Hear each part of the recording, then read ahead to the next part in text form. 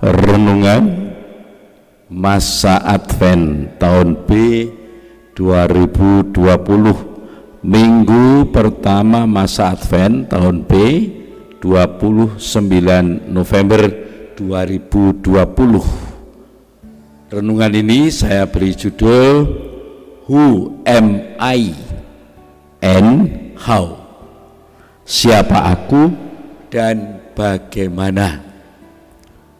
Dalam nama Bapa dan Putera dan Roh Kudus, amin. Salam sehat saudara-saudaraku terkasih, senyum selalu, berkah dalam. Nah, ayo sahabat-sahabat Kristus, anak-anak Allah semuanya, dimanapun Anda berada, sahabat-sahabatku seiman, mari bagi sahabat-sahabatku yang tidak dalam keadaan sakit, umur 70 tahun ke bawah, 10 tahun ke atas, ayo kita misa di gereja kita masing-masing. Yang bayat juga di gereja bayat. Jangan takut, namun tetap hati-hati. Terang, karena protokol kesehatan tersedia lengkap. Tenang saja, protokol kesehatan tersedia lengkap. Saudara-saudariku, tidak rindukah Anda pada sahabat kita terkasih, yaitu Kristus, yang sangat merindukan kedatangan kita semua? Dan tentu saja yang paling kangen adalah diriku, sahabat Anda, Romo Anda. Nah, saudara-saudariku, siapa sih diriku? Siapa sih diriku tanpa Anda? Bukan apa-apa. Nah, maka marilah kita syukuri kesempatan indah ini dengan sowan Gusti, nderek sowan gereja, nderek mes suci, jumpa Gusti, kita dikuatkan dan ketemu sedulur nunggal kapitayan seiman, kita saling menguatkan, saling meneguhkan, dan yang jelas ngalap berkah saka pangeran kang penuh ing katresnan. Itu semua kita jalani agar kita semakin tahu diri, dan dengan tahu diri kita akan semakin sadar akan tanggung jawab kita sebagai manusia, sebagai wujud berjaga-jaga kita menyongsong kedatangan mitra kinasih kita, yaitu Kristus dalam kemuliaan yang akan mengajak kita juga mulia bersamanya. Apa ora seneng jal dijak mulya karo Gustine?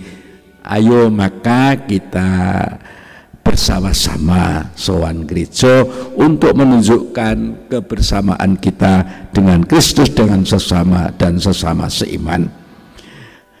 Itulah kiranya renungan kita pada saat ini selaras dengan bacaan-bacaan kitab suci hari Minggu pertama masa Advent ini. Who am I and how? Siapa aku dan bagaimana? Dalam keseharian kita, keluarga diharapkan menjadi gereja mini, gereja rumah, eklesia domestika. Disitulah masing-masing anggota saling meneguhkan, saling menguatkan, dan saling mendidik agar terbangun dan bertumbuh kembangnya sikap tahu diri. Siapa diriku dan bagaimana seharusnya aku bersikap. Namun hal itu tidak bisa kita laksanakan sendirian. Kita harus selalu menyatukan diri dengan Kristus, sumber kekuatan, kebijaksanaan, kesetiaan, dan cinta kasih. Penyatuan diri dengan Kristus melalui doa-doa dan berbagai macam ibadat, tapi terutama perayaan Ekaristi.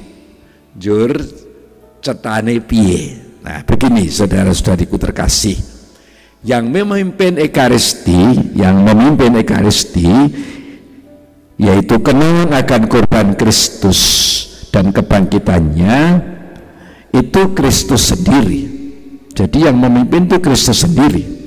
Jadi Kristus itu sekaligus menjadi altar dan korban. Kristus yang tidak kelihatan itu diperlihatkan dalam diri imam yang karena tahbisannya diperkenankan memimpin perayaan Ekaristi. Maka dalam memimpin Ekaristi, imam itu bertindak in persona Christi, artinya sebagai pribadi Yesus yang nampak. Nah, perayaan Ekaristi terbagi dalam 4 bagian. Pertama, ritus pembuka. Ritus pembuka itu berlangsung dari lagu pembuka sampai dengan doa pembuka. Saat itu kita bersama-sama mengakukan dosa dan kelemahan kita kepada Tuhan agar pantas ikut ambil bagian dalam korban Kristus, serta memuliakan dan bersyukur atas kebaikan Tuhan yang mengundang dan menerima kita. Lalu dilanjutkan dengan liturgi sabda. Bagian ini berlangsung dari bacaan kitab suci, dilanjutkan homili dan ditutup dengan doa umat, homili atau sabda atau khotbah. Di saat itu kita mendengarkan dan merenungkan sabda Tuhan sebagai bekal hidup kita. Kemudian kita masuk dalam liturgi Ekaristi.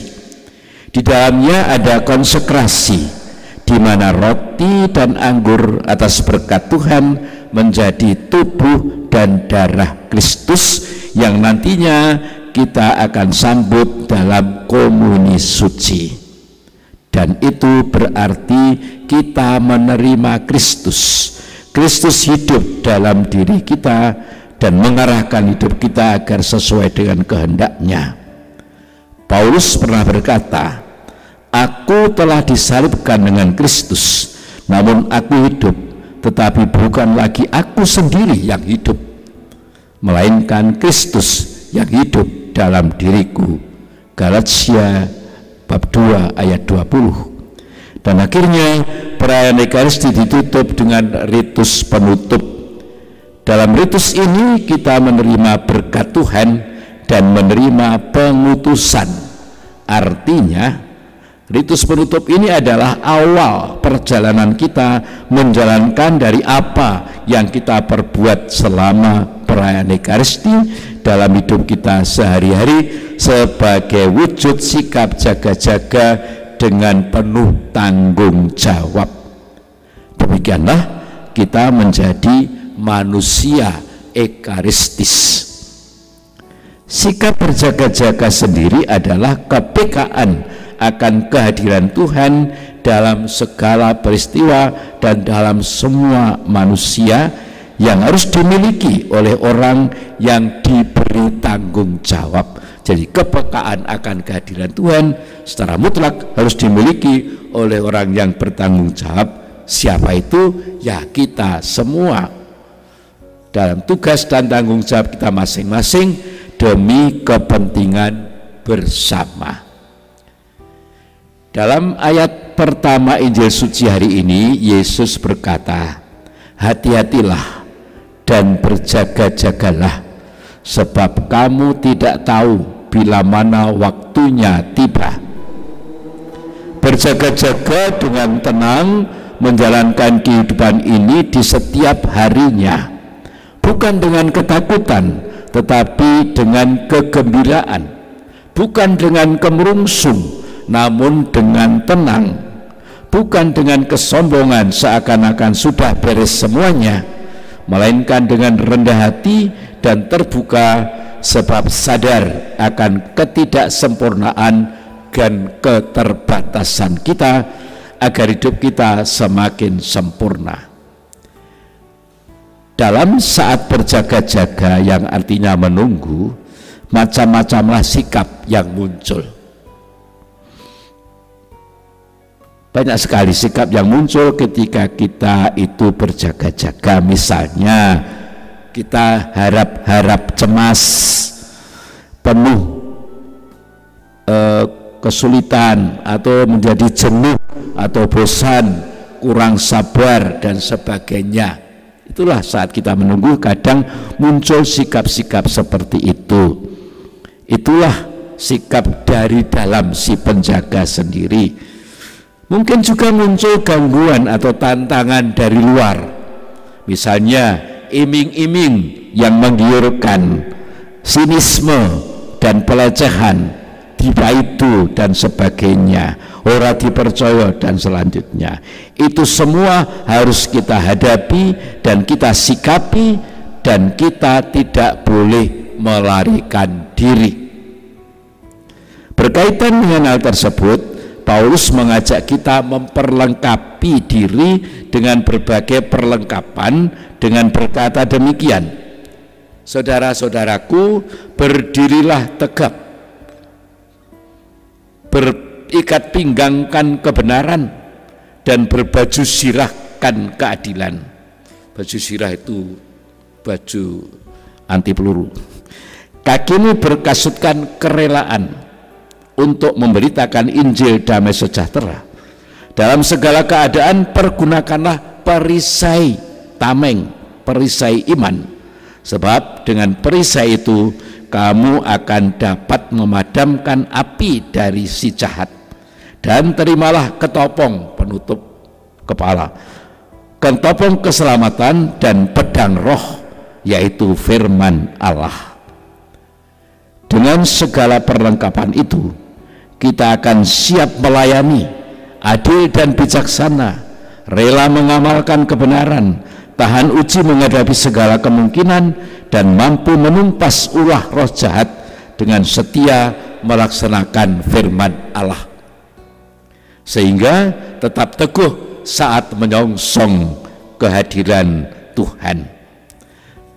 Saudara-saudariku terkasih, Tuhan memberi kebebasan yang sepenuh-penuhnya kepada kita. Namun Dia menghendaki kita proaktif dan tidak pasif. Maka menunggu tidak boleh pasif, namun harus penuh semangat dan dalam persiapan yang nyata. Mempersiapkan selain memperbaiki yang kurang baik, namun juga meningkatkan yang sudah baik agar lebih kuat. Inilah yang akan terus kita perbuat, khususnya pada masa Advent ini. Jangan hanya menangisi dosa dan kesalahan kok mesake temen, namun juga mensyukuri berbagai macam kebaikan anugerah Tuhan yang boleh kita miliki dan kita hayati, yang harus terus-menerus diperkembangkan menuju kesempurnaan. Jadi kita ini juga punya kelemahan, tapi juga punya kelebihan. Kadang kita berbuat tidak baik, tapi juga kerap sekali berbuat baik. Jadi dalam masa pertobatan ini jangan hanya melihat keburukan, sisi-sisi keburukan dalam diri kita lalu kita tangisi, itu baik, tetapi juga harus mensyukuri apa yang baik yang ada di dalam diri kita, yang diberikan Tuhan kepada kita. Dan itulah namanya pertobatan sejati. Itulah pembaruan hidup yang harus terus-menerus kita perbuat agar kita semakin tahu diri serta semakin memperteguh jati diri Kristiani kita dalam berjaga-jaga menyongsong Allah Sang Penyelamat. Dengan demikian kita akan semakin mampu menjawab dan sekaligus menghayati who am I and how, siapakah diriku dan bagaimana seharusnya hidupku. Kami adalah hamba-hamba yang tidak berguna. Kami hanya melakukan apa yang kami harus lakukan. Dari Lukas bab 17 ayat 10. Maka saudara-saudaraku yang terkasih, marilah kita bersama-sama menyatakan diri kita di hadapan Tuhan, siapakah diri kita dan apa yang kita mohonkan kepada Tuhan, khususnya dalam masa Advent ini. Hanya debulah aku di atas kakimu Tuhan, hauskan titik embun sabda penuh ampun. Tak layak aku tengada menatap wajahmu, namun tetap ku percaya Maha Rahim Engkau. Ampun seribu ampun, hapuskan dosa-dosaku sebelum sesal ini kunjuk padamu.